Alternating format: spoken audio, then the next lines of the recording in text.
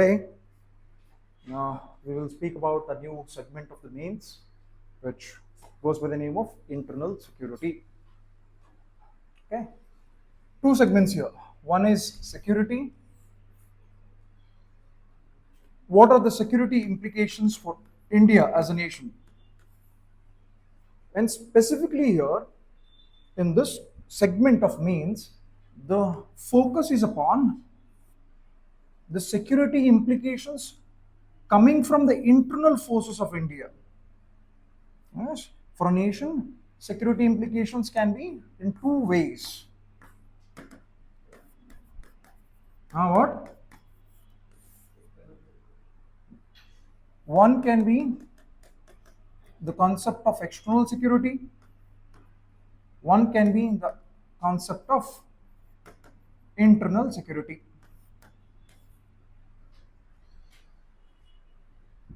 Security, first of all, what is meant by that? What is meant by security per se?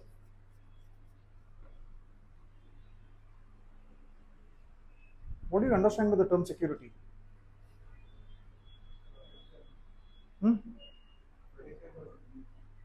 Protection. Protection from whom? See, observe this. India as a nation has threat elements. As threats, which mean if these threats are not countered or taken into account at the right time, if you don't counter the threats at the right time, these threats go on to become reality, and that reality could be as dangerous as breaking the country into multiple pieces.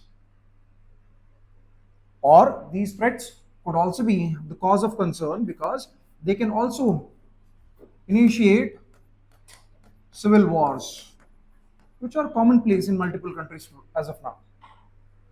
The outcome could be civil wars. The outcome could be political instability, economic collapse of the country.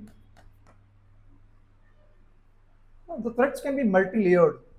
If you don't counter these threats at the right time, they can go on to become any of these. So it is important for you to understand the threat perceptions and take actions upon these threat perceptions. The whole process of threats emanating, you taking action, and you ensuring stability. When you take action upon these threats, stability of the nation continues. The nation continues to be stable and performs well. If you don't take action upon them, then instability, all these. This whole process, from the threat perception to you taking action to the end of the stability, etc., that whole process can be termed as whole concept of security.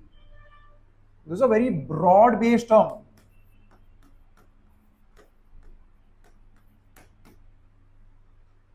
This is a very broad-based term.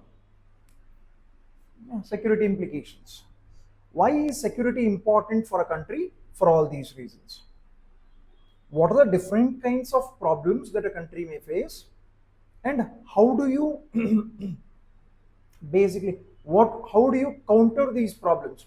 Those are also different. Problems can be different. The methods that you use to counter these problems can also be very different. So all of that we study under this main segment called as internal security. Okay, there is a small part of threats coming from external forces, that is outside India. Even we would study that as a very small component of this internal security as a segment. Okay, security. Tell me, is security important for a country? Why? Is security important for any country?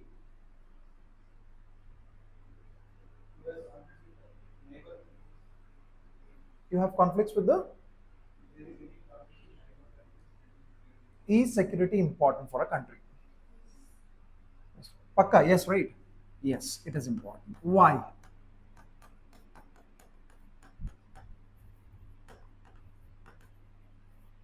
Yes, it is important, but why? Why is it important? How does security ensures your development?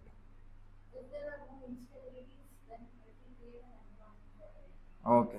If security can enforce stability, political stability, economic stability, social stability, it can bring upon development of the nation. Point taken. Right. Then why do you think security is important? Showcase of power. Okay, at a geopolitical level, you may also showcase power. But India is not really a country which does this a lot. But okay, point taken. Then peace. To establish peace. What does peace bring you? Huh? Huh? Happiness. Huh? You are looking at happiness. Again, peace is an important precursor for the development itself. We can connect peace with development also. For development to take place, peace is an important precursor. Without peace being established, development is not possible. It's not going to happen. Yeah. For any country, I'm not just speaking about India here, I'm not exclusively limiting myself to India. For any country, security is always important.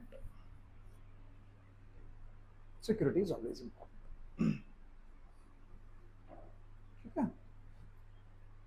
Now, when we speak of security, what are the options that we have? How do we tackle these securities? When we speak about India now, specifically India, for India, for a country like India, security is even more important when compared to any other smaller country here and there. It is even more important. Why? Because India, for one reason, is very large, geographically very large. Second, India is highly diverse. One, it's very, very large, it's highly diverse. Yes. India has institutionalized inequality in multiple layers, which can create problems for us. All the problems emanate because of one of the reasons. If diversity is your strength, diversity is also a weakness for India. The same diversity is also a weakness. People don't assimilate well sometimes. They don't gel up well with others sometimes. That can create problems also. So, for India, we must definitely think about enforcing security very strictly. Otherwise, you will face problems in the future. Especially for India, this is really, really, really important. Okay. So, we will be looking at certain challenges, certain problems and challenges that India faces, and how does India goes ahead and counters them. What are the measures taken by the government of India to counter these security threats that India faces? India has been facing security threats since 1947. The moment we achieved independence, the same year we faced the first assault on India. Since that time, we have been facing varied security threats. But luckily, but luckily, although we were not really doing very good in 1940s and 50s, but luckily we have been capable of thwarting them, of pushing them back, and keeping ourselves secure. India has lost also in this whole game of securing it. India has lost a lot, but nonetheless, the nation survives, and the nation continues to remain a secure country.